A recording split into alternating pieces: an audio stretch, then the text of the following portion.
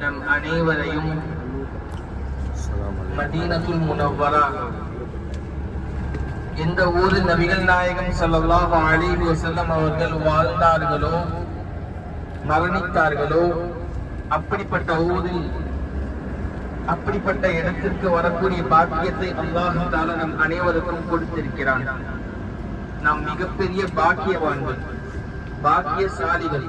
ஏனென்று சொன்னால் இந்த இடத்தை பார்ப்பதற்காக வருவதற்காக லட்சக்கணக்கான மக்கள் ஏங்கிக் கொண்டிருக்கிறார்கள். எத்தனையோ நோன்புகள் வைத்து துஆ செய்து கொண்டிருக்கிறார்கள். எத்தனையோ சதகாக்கள் கொடுத்து வாய்ப்பிற்காக.